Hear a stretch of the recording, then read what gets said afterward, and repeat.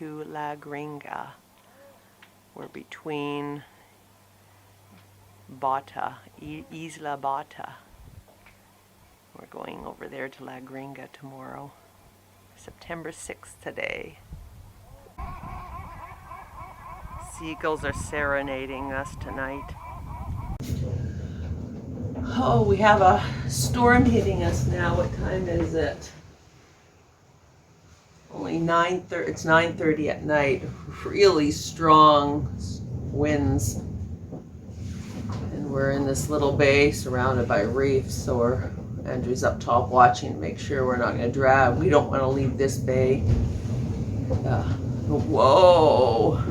Pulling on the anchor. We don't want to have to leave this bay at night, that's for sure. We survive that chubasco and head to La Gringa the next day. We go for a water bike up the lagoon at high tide.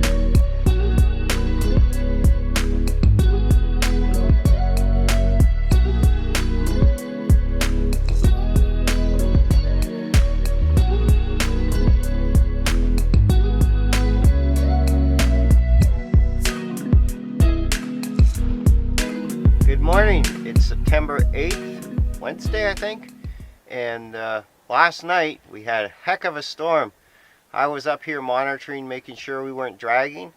I saw winds of over 47 knots, super strong, and then it rained, and then I got really cold.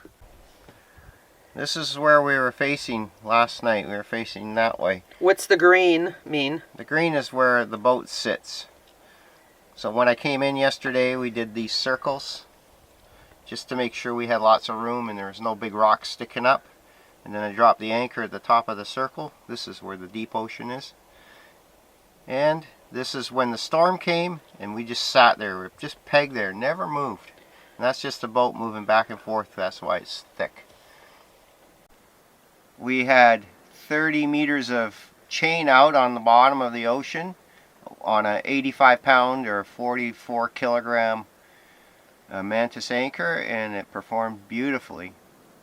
So the mantis anchor claims that at 50 knots the anchor will still hold if I had a 10-to-1 ratio of chain to depth, and I had about 4-to-1, and it still held perfectly well. We have really good holding sand right here though. Why did we not have 10-to-1 out? We usually do. Well, that's well over 100 feet, so that's pretty standard anchoring fare. Yeah. My rule is to have at least 30 meters on the bottom, and I had pretty close to that. It's still pretty scary. I'm going to put out a little more road. I think these chubascos are pretty common, as we're finding out now. This is the second one in 3 days. The chubasco, it only lasted about an hour and a half. Hour and a half. Hour and a half maybe, and it went from no wind to 35 to 40 knots of wind, and it just stayed there, and then nothing. And the seas were big, and there's only a fetch of maybe 3/4 of a mile. We'll show you where it was coming from. We're over here, so we have everything out hanging to dry now. Wind was coming from those campers over there. The campers over here, I was more worried about them than us, because they were in 2 little tents and they had these canopy clotheslines up. So I think everything looks like they got blown down. That's towards the lagoon that we were water biking in. Off to our, right now off our port, we have Bahia LA town, and that's 2 or 3 miles away. That's it. We're still in La Gringa, just to show, and that's more southwest that way.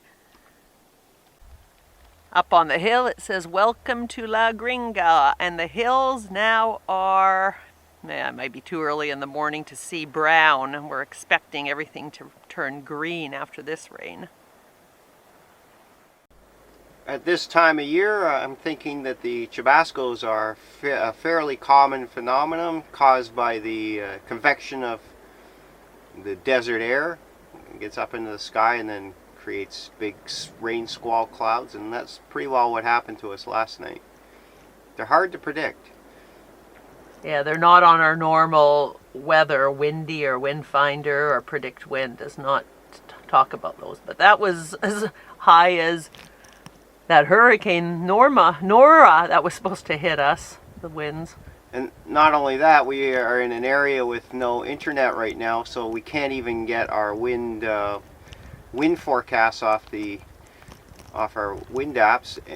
But we have, some of the cruisers have access to a fellow named Jake who predicts the winds in the chubascos, and last night he was predicting maybe 21 knots of wind, but we got more than twice that. So Yeah. but that's the only wind we're really getting right now.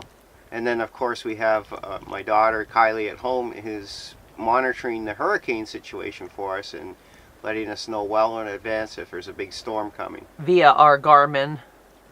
She can send us a text message on that, which she did last time for Nora. So we're pretty well covered, and it's pretty good to know that the anchor will hold in really strong wind.